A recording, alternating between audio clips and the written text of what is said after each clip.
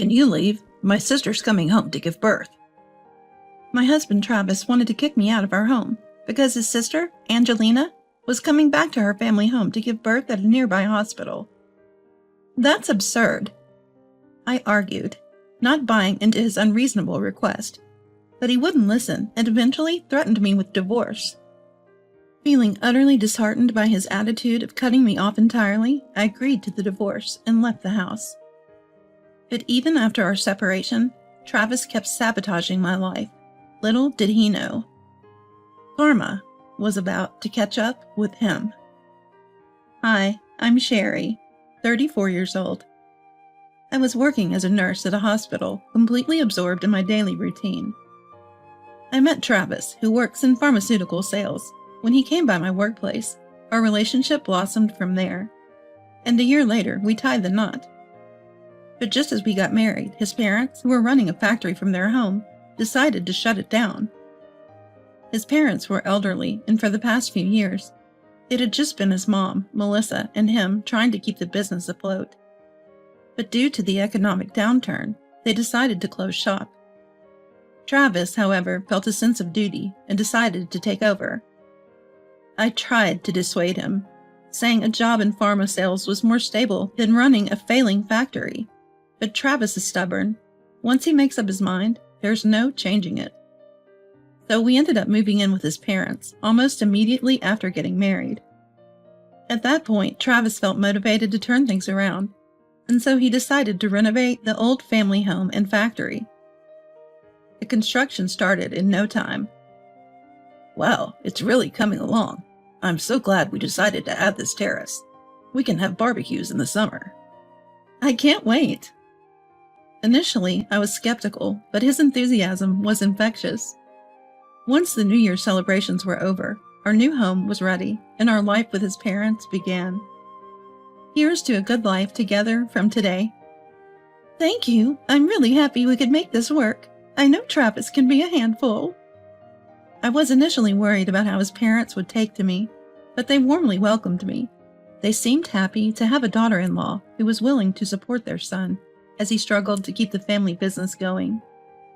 That night, while arranging pictures of our travels in our new bedroom, Travis walked in. Wow, Sherry, this space looks great, just like you said.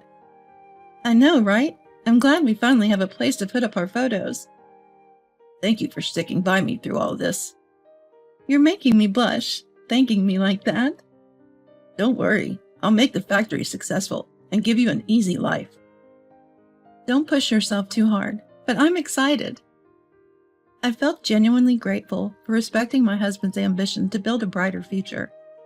However, 2 months later, Melissa received a message from Angelina. It read, I want to go back home and give birth at a family hospital near our home. I'll be back the week after next. Upon hearing this, Travis was overjoyed, raising both arms. We have to vacate our bedroom for her. We don't have any spare rooms. What? I don't like that idea. Why not? It's for my pregnant sister. I can sleep in the study, so it's no problem. What about me? Well, you can sleep in the kitchen or the hallway, I guess. That's ridiculous. Let's clear out the corner room on the second floor for Angelina. That room is cramped and full of clutter. How about you sleep there instead? I've made up my mind, right, Mom? If Travis says so, let's do it that way. I object. I'm fine with Angelina coming, but I don't want to give up our bedroom. I was upset that my husband would dismiss my feelings to accommodate Angelina and that Melissa readily agreed with him. Stop being selfish. This is my house. Please, bear with it for a little while. I don't accept this. It's my house, too. As I continued to object, Travis's face tightened, clearly getting irritated. Then he spoke words of surprise. What? You're my wife. You should understand.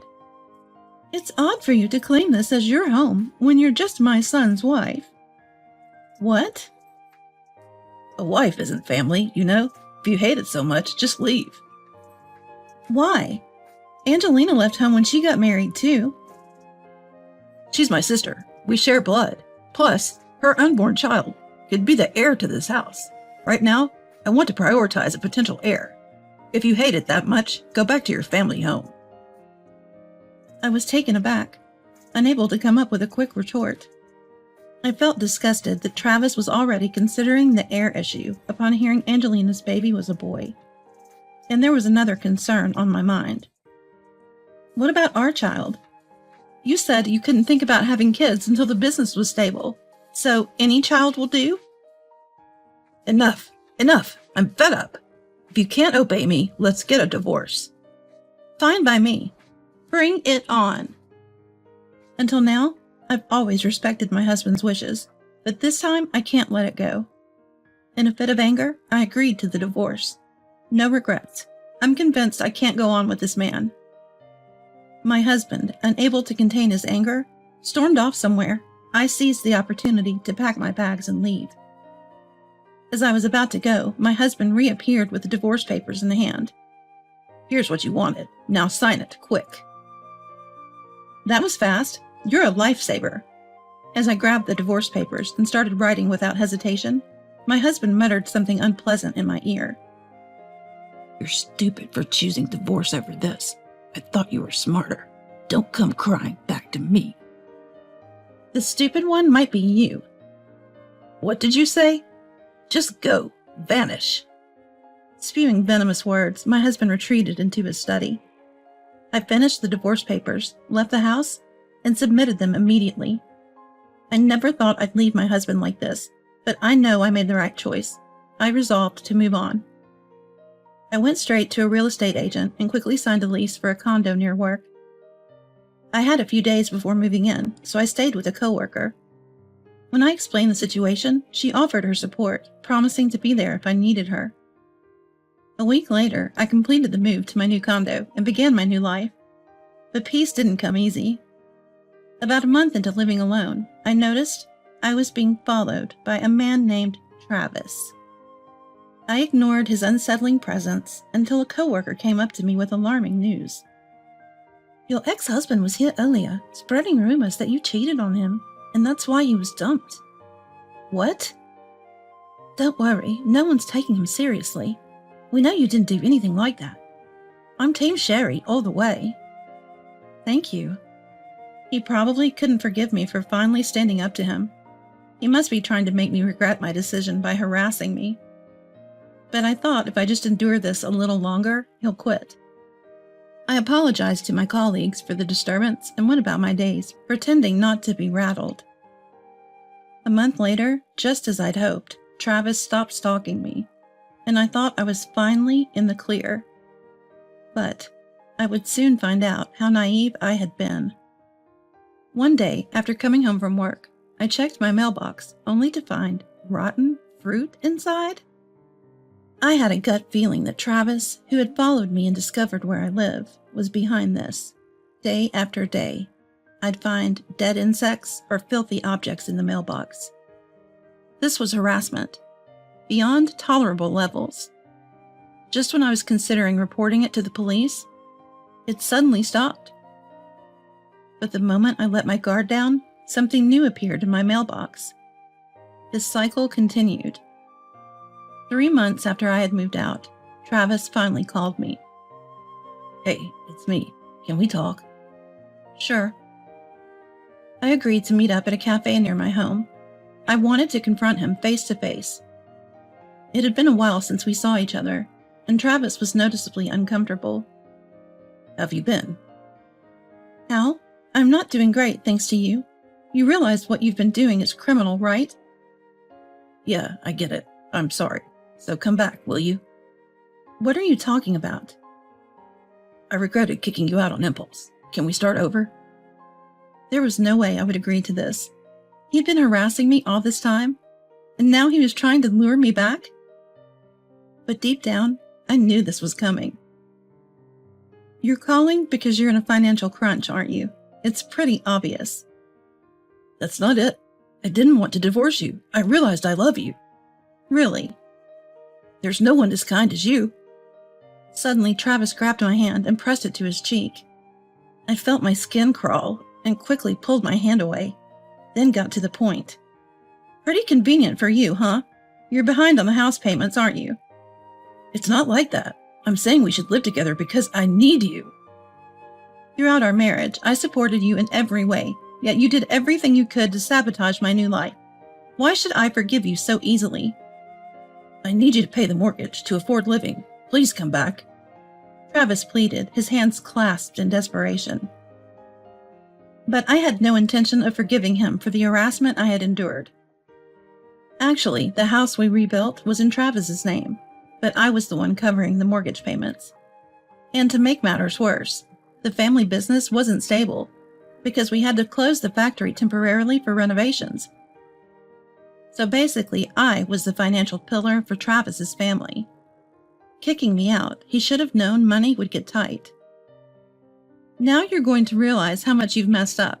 The only thing waiting for you is a world of pain. Then he showed his true colors. I'm apologizing here. What's your problem? Fine. I don't care about you anymore. You better remember this. I'll make sure you won't be able to work. I decided then and there, it's time for some serious payback. Fast forward a week later, I visited a lawyer to discuss alimony and the ongoing harassment I had been getting from Travis. Thankfully, I had video evidence of Travis caught in the act from our condo's security camera. I also got advice from the lawyer that I could claim emotional damages, so I had them send Travis the full legal documentation. Travis, now panicking, reached out to me, and we agreed to meet at the law office. I'll be filing for alimony and damages. You've got to reconsider this. Sorry, but I've already submitted all the evidence of your harassment to my lawyer. Come on, we were married, right? Can't we just sort this out? If you refuse, we'll go to court. I won't budge. My words shattered his arrogance, replacing it with a look of utter fear. I was wrong. I won't do it again. Please drop the alimony and damages. I beg you. Nope. See you in court. Or should I take this evidence to the police? What? Thought you could get away with stalking and dumping trash? You should be thankful I'm keeping this civil. Fine. Let's talk. Realizing I meant business, Travis broke down and finally agreed to his settlement. In the end, he had to pay $10,000 in alimony and $30,000 in damages. He looked like a ghost. The reason I didn't go to the police was simple. His misery was just beginning. His family defaulted on the mortgage payments, ignored the warnings, and their new home was eventually auctioned off. They both lost their home and their business in one go. Who'd have thought? Travis and his parents had a massive fight.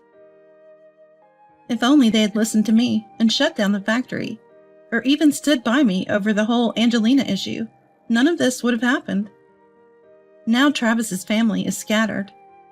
His parents rented a tiny rundown house in the countryside with their meager savings and live in poverty. Travis tried to make a fresh start by finding a live-in job, but Angelina stopped him. I have nowhere else to go, so take me with you. Turns out Angelina was divorced too, because she got swindled in a shady business deal and racked up debt. Learning about the truth, Travis had a big fight with Angelina. He later texted me saying, "So help me out here." But of course I ignored him. It seems that despite their fights, Travis couldn't abandon his sister, who had just had a newborn, and he ended up paying off Angelina's debt himself. Friends who've seen Travis told me he's now working all hours, looking like a shadow of his former self. I felt no sympathy for him. As for me, I've remarried a man from my workplace and finally found a peaceful life. He truly cherishes me, and because he's a well-planned individual, I feel secure in our life together.